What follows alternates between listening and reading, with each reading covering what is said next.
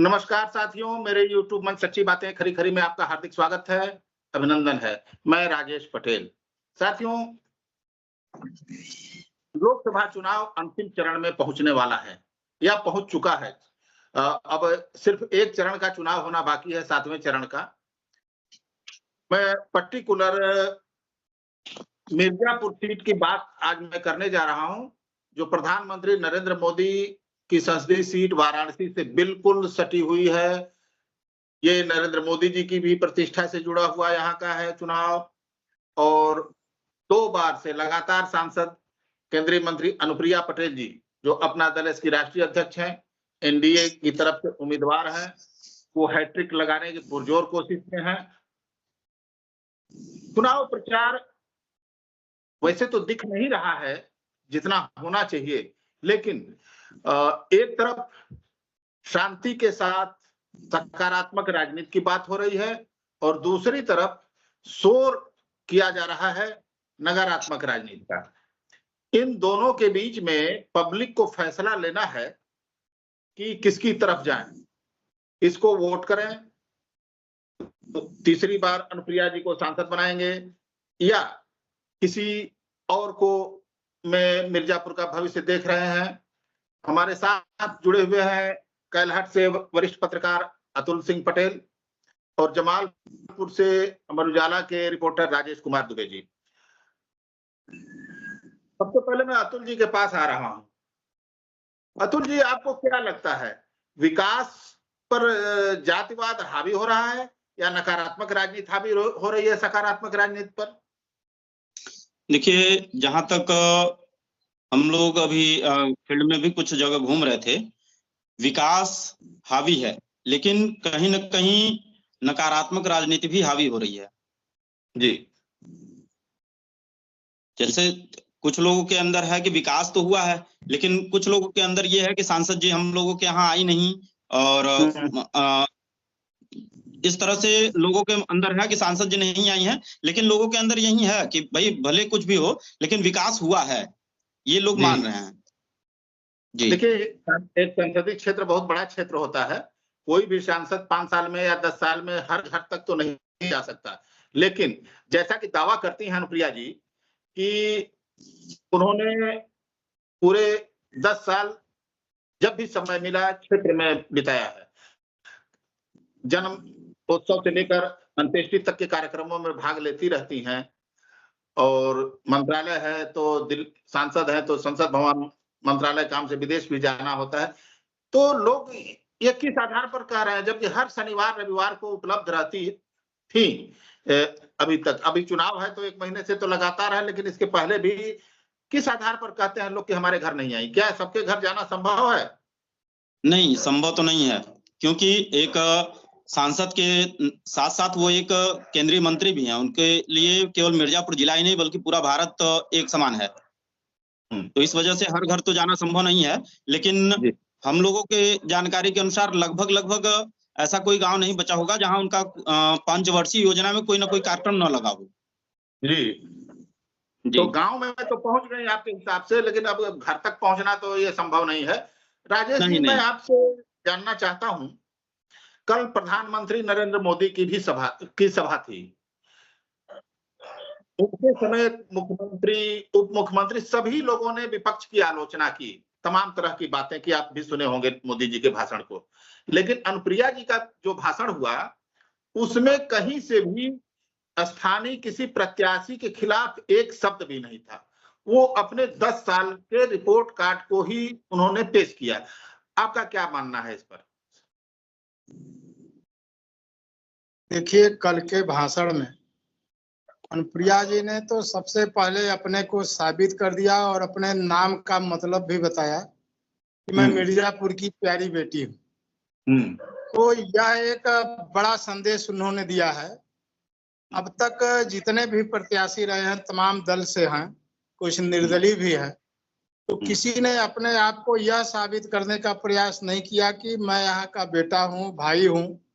तो यह भी कल के उनके भाषण में एक नया मैसेज आया है मिर्जापुर वासियों को कि मैं यहाँ की बेटी हूँ। तो बेटियों का सम्मान सभी करते आए हैं, चाहे वो किसी भी जाति या धर्म का रहा हो। तो सर्वप्रथम बेटी का सम्मान किया जाता है। कल के भाषण से अनुप्रिया जी के ऐसा लग रहा है कि उनके बेटी होने का इनाम यहाँ की जनता जरूर देगी। जी, नेक देगी, नेक। बेटी को नेक दिया जाता है। जी। अतुल जी, जी 4 लेन, मेडिकल कॉलेज, इंजीनियरिंग कॉलेज, विश्वविद्यालय, केंद्रीय विद्यालय, इंडियन ऑयल टर्मिनल, इतना सब करने के बाद भी और लगातार क्षेत्र में बने रहने के बाद भी यदि किसी सांसद को चुनाव के समय इतना जूझना पड़े तो क्या कहेंगे आप? ये क्षेत्र की जनता का एक तरह से कहें तो उनके मानसिकता का प्रभाव है। उनको सोचना चाहिए कि क्षेत्र में यदि ये विकास हुआ है तो कहीं न कहीं ये आगे चल के उनके लिए लाभदायक ही होगा। जी। लेकिन यदि वो ये कहते हैं कि नहीं विश्वविद्यालय बन जाने से क्या होगा, 4 लेन बन जाने से क्या होगा, तो कहीं न कहीं ये आज जैसा कि हमारा मुख्यालय मिर्जापुर हम लोगों के को छोड़िए जमालपुर ब्लॉक से कहीं न कहीं लगभग 70 से 80 किलोमीटर दूर पड़ता है। वहां जाने में भाई मिर्जापुर की दूरी कम हो गई है जमालपुर से भाई साहब। वही तो बता रहा हूँ, जो समय पहले 2 से 3 घंटे लगते थे, आज मुश्किल से 45 मिनट से 1 घंटे में वो मुख्यालय पहुंच जा रहे हैं। तो ये कहीं न कहीं एक गरीब जनता से लेके सबके लिए वो लाभदायक है। जी राजेश जी, जैसे आपको मैं बताऊं कि मिर्जापुर जनपद का अंतिम छोर जो पूर्वी इलाका है, जो डमक से शुरू होता है, वहीं से चंदौली जनपद शुरू हो जाता है। जब आदमी मिर्जापुर जाता है, यहाँ के लोग खास तौर से या तो बिंदे धाम में दर्शन करने जाते हैं या फिर मिर्जापुर कोर्ट कचहरी के कार्य से जाते हैं, वरना यहाँ के लोगों को मिर्जापुर जाना कोई बहुत जरूरी नहीं है। तो जो लोग जाता था मिर्जापुर डमक क्षेत्र के लोग, उनको घर आते आते रात हो जाती थी और उनको साधन भी नहीं मिलता था। लेकिन आज अनुप्रिया का ही देन है कि लोग समय से मिर्जापुर कोर्ट कचहरी पहुंच भी रहे हैं और वापसी में समय से अंधेरा होने के पहले अपने घर तक पहुंच जा रहे हैं लोग। उसके पीछे एक और कारण है कि मिर्जापुर से डमक और डमक से मिर्जापुर वाया इलाहाबाद के लिए 2 रोडवेज बस भी चलाई जा रही हैं और यह रोडवेज तब चली जब मिर्जापुर जाने के लिए सुलभ रास्ते हो गए, और सुलभ रास्ता होने के चलते दूरी कम हो गई है। नहीं तो लोगों को रामनगर से घूमकर या फिर चकिया से घूम करके डमक क्षेत्र में आना पड़ता था। यह दूरी कम होने का एक लाभ ये भी मिला है विकास में, यह एक कड़ी जुड़ जाती है सड़क से जोड़ने के लिए। इसका भी फायदा अनुप्रिया पटेल को मिल रहा है। जी जी जी। अतुल जी, देखिए आज की राजनीति में जातीय प्रभाव को इग्नोर नहीं किया जा सकता। जी। समाजवादी पार्टी से, इंडिया गठबंधन से बिंद जी हैं, रमेश चंद्र बिंद। बहुजन समाज पार्टी से मनीष त्रिपाठी जी हैं। पीडीएम पल्लवी पटेल जी की पार्टी से दौलत राम पटेल जी हैं, दौलत मास्टर जी। जी। ये जाति मतों के बंटवारे को आप कैसे देखते हैं? देखिए, जाति मतों का जो बंटवारा है वो मतों का जाति आधार पर बंटवारा 90% तो जाति मतों का बंटवारा नहीं है। 90% 10% है जो जातिगत वोट का बंटवारा होगा। क्योंकि अभी हम मिर्जापुर जिले में टहल रहा था, जिगना क्षेत्र में था, वहां कुछ ब्राह्मण के लोग थे, ब्राह्मण वर्ग के, तो उनसे मेरी बातचीत हुई थी। तो उन्होंने कहा भाई साहब हम लोग तो अनुप्रिया पटेल जी के साथ हैं, क्योंकि उन्होंने विकास जो कराया है वो जिले का विकास पूर्वोत्तर 70 सालों में जो नहीं हो पाया वो विगत 10 वर्षों में हुआ है। तो यदि उनका साफ कहना था यदि हमें जातिगत करना होता तो मनीष त्रिपाठी जी बसपा से हैं, हम बसपा का साथ देते, लेकिन हमें विकास देखना है और आने वाले समय में जो मिर्जापुर का विकास भविष्य दिख रहा है वो केवल अनुप्रिया पटेल जी के ही राज्य में सांसदीय कार्यकाल में संभव है। तो इस तरह से हमें तो नहीं लगता कि जातिगत बहुत ज्यादा इफेक्ट पड़ेगा। अच्छा अच्छा। बिंद समाज का रमेश चंद्र बिंद का जो मत था, अभी भदोही का चुनाव खत्म हो चुका है। विनोद बिंद जी भी अब आज से फील्ड में आ चुके हैं। तो बिंद का कहीं न कहीं एक हिस्सा जो विनोद बिंद जी के साथ है वो माननीय अनुप्रिया पटेल जी को ही जाएगा। जी जी जी जी। राजेश जी, कल आपके क्षेत्र में एक कार्यक्रम हुआ था, संविधान बचाओ कार्यक्रम, मीरपुर में, जमालपुर ब्लॉक के मीरपुर गांव में संविधान बचाओ कार्यक्रम हुआ था। उसमें समाजवादी पार्टी के प्रत्याशी भी शामिल थे। उस सम्मेलन का कुछ असर दिख रहा है जमालपुर क्षेत्र में? देखिए, उस सम्मेलन का असर इतना ही है कि एक समाज, जिसे आप यह कह सकते हैं कि एक सरदार सेना है, और वह कार्यक्रम खास तौर से कहा जा सकता है कि इंडिया गठबंधन एवं सरदार सेना की ओर से आयोजित किया गया था। तो जो चर्चा कल के बाद क्षेत्र में आई है, उसमें यह चर्चा है कि सरदार सेना भी अपने आप को इसी चुनाव के बहाने आगामी जो भविष्य में विधानसभा का चुनाव होने वाला है, उसको जो है कि स्थापित करने के लिए कल का कार्यक्रम आयोजित किया गया था। ऐसा सुबह से और कल शाम से ही चर्चा है। और रही बात, जितने लोग हैं जो चुनाव लड़ रहे हैं, खास तौर से ब्राह्मण, पटेल, एक प्रजापति समाज से भी लड़े हैं, जो लोग लड़ रहे हैं वो अपने जाति के वोट को अपने साथ करने के लिए और जाति हवा देने के लिए लड़ रहे हैं, जबकि अनुप्रिया पटेल के साथ जाति का कोई बंधन नहीं। इनको हर समाज का, यहाँ तक कि अल्पसंख्यक समाज का भी वोट मिल रहा है। तो सभी जाति वर्ग के लोग अनुप्रिया के साथ हैं और बाकी लोग हैं जाति के आधार पर अपनी स्वयं की पहचान बनाने के लिए चुनाव मैदान में आए हुए, ऐसा लग रहा है।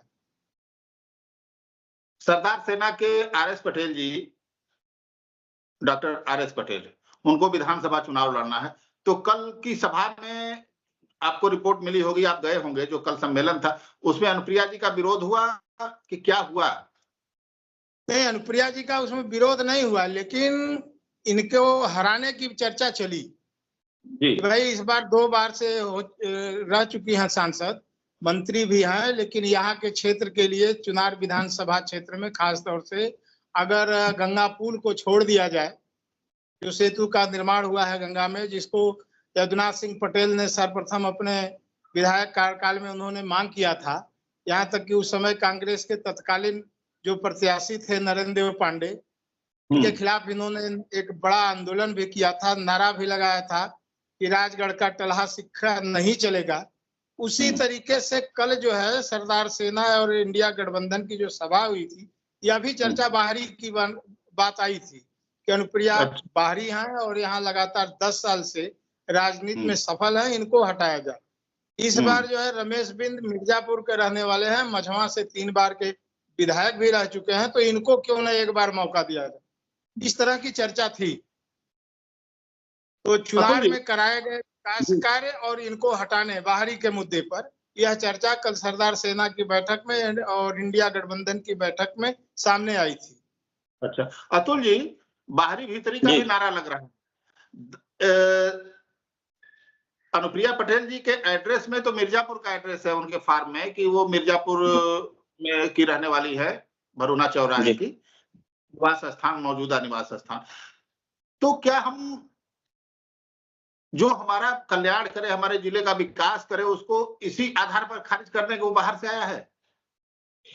देखिए, बाहर से आने का कोई अस्तित्व अब नहीं रह जाता है, क्योंकि बाहर से तत्कालीन होता तब ना, विगत 10 वर्षों से वो मिर्जापुर की रहने वाली हो गई हैं, तो हम तो इस आधार पे नहीं कह सकते कि वो बाहरी है। यही लोग जो लोग बाहरी कह रहे हैं उनको, वही लोग फूलन देवी को भी जिताए थे, वही लोग बाल कुमार पटेल को भी जिताए थे, तो क्या वो लोग स्थानीय हो गए थे? थोड़ा सा इस पर प्रकाश डालिए। नहीं, देखिए, जैसे बाल कुमार जी हो चाहे फूलन देवी हो, इन लोगों ने भी मिर्जापुर में बाहर से आके काम किया था, लेकिन वो जनता के दिलों पे राज नहीं कर पाए, जनता के दिलों में अपनी जगह को नहीं बना पाए। लेकिन अनुप्रिया जी ने विगत 10 वर्षों में एक बच्चों के दिलों में अपना जगह बना चुकी हैं। इस तरह से कह सकते हैं कि हर एक घर में उनको जानने वाला है जी। हर गांव में 2-3 घरों के लोग तो सेल्फी रखे ही होंगे कम से कम। जी जी जी, क्योंकि सब आती जाती रहती हैं। और रही बात जो लोग कहते हैं बाहरी भीतरी, माननीय रमेश बिंद जी का ही ले लीजिए, 3 बार से वो मझवा विधानसभा के विधायक थे, विगत वर्ष भदोही से सांसद रह चुके हैं। क्या ऐसी मजबूरी पड़ गई कि उनको भदोही छोड़ना पड़ा? आखिर कहीं ना कहीं उनकी कमियां रही होंगी तभी तो छोड़ना पड़ा। पार्टी ने टिकट नहीं दिया। मैं एक बात जानना चाहता हूँ राजेश जी जी और अतुल जी दोनों लोगों से। पहले राजेश जी आप बताइएगा कि चुनाव में शिक्षा दीक्षा का भी असर होता है मतदाताओं में कि कौन पढ़ा लिखा है उसको भेजा जाए या? बिल्कुल होता है। बिल्कुल देखिए होता आज की जनता या मतदाता ज्यादातर जो है कि पढ़े लिखे हो गए हैं और उनको जो है कि अपना जनप्रतिनिधि अपना नेता चुनने का जो है कि उनको सूझबूझ हो गया है। ऐसे में हर मतदाता यह चाह रहा है कि हमारा जो है नेता या सांसद विधायक जो भी कह लीजिए जनप्रतिनिधि वह पढ़ा लिखा होना चाहिए, ताकि यहाँ से जीतने के बाद वह लखनऊ विधानसभा या दिल्ली की सबसे बड़ी पंचायत में अगर जाए तो हमारी बात और क्षेत्र की बात, जिले की बात डंक को रख कम सके। से कम उठा सके और जो वहाँ प्रधानमंत्री, लोकसभा अध्यक्ष, विधानसभा अध्यक्ष जो स्पीकर है उनके सामने क्षेत्र की बात को बखूबी रख सके। ऐसे लोगों का भी चयन करना चाहती है जनता। अब इतनी जनता जागरूक हो चुकी है, इसमें कहीं अतुल से जी अतिशयोक्ति नहीं है। आपकी पिक्चर गायब हो गई अतुल जी। अतुल जी जी हाँ आपकी पिक्चर गायब हो गई थी। अनुप्रिया पटेल जी एमबीए है। इन्होंने अपने घोषणा पत्र में लिखा है जितनी बार इन्होंने चुनाव लड़ा, 2012 का चुनाव लड़ा, 2014 का लड़ा, 2019 का लड़ा, ये अपने घोषणा पत्र में जो शपथ पत्र होता है अपनी शिक्षा में इन्होंने एमबीए लिखा। इसके ठीक उलट रमेश बिंद जितनी बार भी चुनाव लड़े हैं हर बार अपनी शैक्षणिक योग्यता उन्होंने बदल बदल के दी है। पहली बार 2002 में इन्होंने चुनाव लड़ा मझवा विधानसभा क्षेत्र से, तो बीए एमएससी इन्होंने लिखा था। इसके बाद कभी 8वीं पास लिखे, कभी 10वीं पास लिखे, कभी 12वीं पास लिखे, इस बार 9वीं पास लिखे हैं। इनको क्या माना जाए? देखिए ये अपना हंसी का पात्र बना दिए हैं जनता के बीच में, जिनको अपनी शिक्षा का ही ज्ञान नहीं है कि मैं कितना पढ़ा हूं। उनको अपनी शिक्षा का ही ज्ञान नहीं है कि मैं कितना पढ़ा लिखा हूं। कभी कुछ लिखते हैं, कभी कुछ लिखते हैं। मतलब उनके दिमाग में ये नहीं चल रहा है कि मैं वाकई में 9वीं पास हूं कि 10वीं पास हूं कि 12वीं पास हूं। जो इसको ही साबित नहीं कर पाया है वो पूरे जिला का नेतृत्व क्या कर सकता है? मैं तो उनका रिसर्च कर रहा था अतुल जी, तो एक जगह देखे कि हाई स्कूल, मतलब एक बार हाई स्कूल भरे हैं पास और एक बार इंटर पास भरे हैं, तो दोनों का ईयर उन्होंने एक ही लिखा है। जी जी जी, मैं आपका पोस्ट देखा था उसमें दोनों इंटर एक ही सन में पास हो गए हैं वो। हाँ हाई स्कूल और इंटर। तो क्या ये मान लिया जाए कि शिक्षा के मामले में एकदम से फिसड्डी है क्या कि एक साल तो कोई दिख नहीं सकता? तो जिस आधार पे आपने रिसर्च किया और हम लोगों ने उसको देखा था, उस आधार पे तो हमको तो लगता है कि इनकी 9वीं पास भी है या वो भी फेक है। आधार तो वही था कि जो इन्होंने शपथ पत्र दिया है चुनाव आयोग में नामांकन भरते समय, और कोई आधार नहीं है। और वो आपने ही भरा है, किसी दूसरे ने नहीं भरा है। वकील भरता है लेकिन साइन तो आपका रहता है, माना जाता है कि आपने घोषणा की है। जो आप बोलेंगे वही वकील भरता है, वही वकील भरेगा। तो इसका असर चुनाव पर कुछ पड़ता दिखाई दे रहा है राजेश जी? कुछ तो है। जो युवा वर्ग है, जो जानता है शिक्षा का क्या महत्व है, उनके अंदर ये है कि जो अपनी शिक्षा को ही नहीं बता पा रहा है कि मैं 9 पास हूं कि 10 पास हूं कि बीए हूं कि एमए हूं, क्या हूं, जो यही नहीं बता पा रहा है तो वो हमारी आवाज क्या उठाएगा? मैं एक सवाल से कंक्लूड करूंगा क्योंकि 19 मिनट हो गया है। जितने प्रत्याशी और हैं विपक्ष के, सब लोग अनुप्रिया को हराने के लिए लड़ रहे हैं जी। और अनुप्रिया जी किसी को नहीं हरा रही, वो किसी का नाम नहीं ले रही विपक्ष का। उनके किसी भी भाषण में, किसी भी नुक्कड़ सभा में वो किसी अन्य दल के प्रत्याशी का नाम नहीं लेती हैं। वो अपने 10 साल का जो रिपोर्ट कार्ड है उसको पेश करती कि मैंने ये किया है, इस आधार पर मुझे वोट दीजिए। और लोग हैं अनुप्रिया हराओ अभियान चलाए हुए हैं। तो इसका भी जनता पर कुछ असर पड़ रहा है? दोनों लोग बताइएगा अपने अपने समझ से। पहले अतुल जी आप बताएं। हमें नहीं लग रहा है कि ऐसा कोई प्रभाव पड़ने वाला है, क्योंकि जनता जान चुकी है। जनता के मन में ये पूरा वो है कि विकास कहाँ हुआ है, कैसे होगा, क्योंकि सभी लोग केवल एक ही नारा लगाए हैं, अनुप्रिया हटाओ। किसी का किसी का ये नहीं है कि देखिए, हम ये भाई साहब, करेंगे या हेलो, इसको जी। आप यह कह सकते हैं कि शिक्षा का असर। जी शिक्षित व्यक्ति जो है किसी दूसरे का विरोध नहीं करता है, वो अपनी धुन में मगन रहता है। जी तो अनुप्रिया पटेल का एकमात्र धुन है क्षेत्र का विकास, जनता का विकास, सबका विकास, सर्वांगीण विकास। जी तो वो कहीं नहीं जा रही हैं, किसी मुद्दे पर किसी को जो है कि वो विरोध में विश्वास नहीं रखती हैं, वो अपने काम में विश्वास रखती हैं। ऐसा विगत 10 वर्षों से देखने को मिल रहा है। जी तो वो उसका कहीं कोई मतलब नहीं है, और जनता केवल जानती है कि जो विकास करने वाला हो वो हमारा नेता हो। उससे शिक्षा का बहुत मतलब नहीं है। शिक्षा का मतलब है, शिक्षित वर्ग चाहता है कि समाज का जो नेतृत्व करता हो शिक्षित हो, और आम जनता यह चाहती है कि मेरा जो सांसद हो, विधायक हो, वह शिक्षित भले ना हो लेकिन जो है विकास करने वाला हो। जी तो जिले दोनों के बिंदु है, विकास अनुप्रिया साथ से जुड़ा हुआ है। वो किसी का विरोध नहीं करती हैं, इसका मतलब है कि वो सर्वश्रेष्ठ हैं और शिक्षित हैं। शिक्षित व्यक्ति किसी का विरोध नहीं करता, जी जी जी वो अपने अतुल जी कार्यों कुछ का बखान करता है, कार्यों के आधार पर जनता के बीच में जाता है। ऐसा अतुल जी अनुप्रिया कर रहे हैं। अतुल जी कुछ कहना चाह रहे थे आप? जी मैं यही कह रहा था कि शिक्षा ही जो है वो शिक्षित व्यक्ति का लक्षण होता है कि किसी का विरोध न करके अपने कार्यों के बल पे दूसरों को मात देना। जब हम अच्छे कार्य करेंगे और अच्छे कार्य से ही दूसरों को हम गिरा सकते हैं। हम किस लिए हम जैसे एक छोटी पाई को यदि बड़ा करना हो तो उसके बगल में उसको, और एक बड़ी पाई को छोटा करना हो तो उसको मिटाने की जरूरत नहीं है, बगल में एक बड़ी पाई खींच दीजिए, खींच ऑटोमेटिक दीजिए। हो जाएगा। तो उसी तरह से हम किसी का विरोध न करके हम अपने कार्यों को इतना अधिक कर दें कि ऑटोमेटिक विपक्षी जो है वो धराशायी हो जाए। और यहाँ पर विपक्षी इस लकीर को मिटाने के ही प्रयास में है। जी और बड़ी लकीर मिटाना नहीं चाह रहे हैं। पहले माननीय मुलायम जी रक्षा मंत्री थे, तो शिक्षा, अनुप्रिया जी की शिक्षा का यही एक उदाहरण पेश करता हूं कि जब वो रक्षा मंत्री थे, विदेश से कोई मंत्री आए हुए थे भारत में भ्रमण पे, तो उनसे वार्तालाप करने के लिए माननीय अनुप्रिया जी को बुलाया गया था।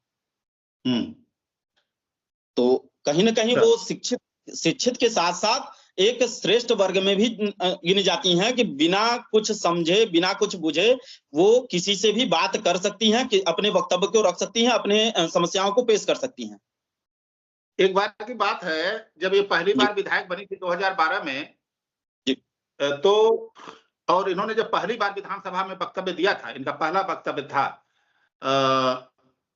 तो करीब 40-45 मिनट इन्होंने बोला। मैं था उस दौरान विधानसभा में, मैं लखनऊ में एक अखबार में रिपोर्टर था, तो विधानसभा की रिपोर्टिंग करता था सत्र का। तो इनके विधानसभा में भाषण के बाद सभी सदस्यों ने, सभी सदस्यों ने जितने उपस्थित थे, मेज थपथपाकर इनका स्वागत किया, और सभी ने इनको बहुत आगे तक जाने की संभावना व्यक्त की और उसका आशीर्वाद भी दिया था। माता प्रसाद पांडे जो उस समय विधानसभा अध्यक्ष थे, ये सारी चीजें कार्यवाही में दर्ज हैं। इसका भी कुछ अच्छी वक्ता है, विकास के प्रति संवेदनशील है जी, लोगों से जनसंपर्क बना रहता है। इसका असर तो पड़ेगा ही, चाहे लोग भले ये कहें कि नहीं अनुप्रिया हराओ, इन्होंने कुछ नहीं किया, लेकिन जनता तो सब देख रही है कि किसने क्या किया है। और शोर मचाने से बहुत ज्यादा कुछ नहीं होता है, कि शोर से कुछ हो जाएगा राजेश जी? नहीं, कुछ होने वाला शोर उससे से कुछ नहीं होना है। जहां तक अब इनके सामने हैट्रिक लगाने की सवाल है, तो हैट्रिक दिमाग से लगाया जाता है। और जहां तक मैं समझता हूं कि पढ़ी लिखी है और दिमाग वाली है, तो हैट्रिक शब्द खेल से जुड़ा हुआ है।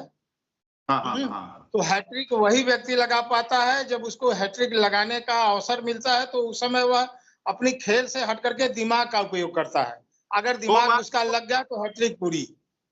2 बार तो और खेल से दिमाग हो नहीं लगा तो हैट्रिक नहीं लग सकता। तब लोग कहते हैं कि हैट्रिक से फला चुक गया। वही कह रहे, 2 बार तो अपनी तकनीक से वो जो है अपनी बॉलिंग से या किसी भी तरीके से 2 विकेट ले लेता है, लेकिन तीसरे विकेट के समय बहुत सोचना विचारना होता है तीसरा विकेट लेने के लिए। आज बस इतना ही। चलिए मिलेंगे किसी अन्य चर्चा के साथ अगली कड़ी में। आपका आभार राजेश जी, अतुल जी आपका भी आभार। धन्यवाद, नमस्कार।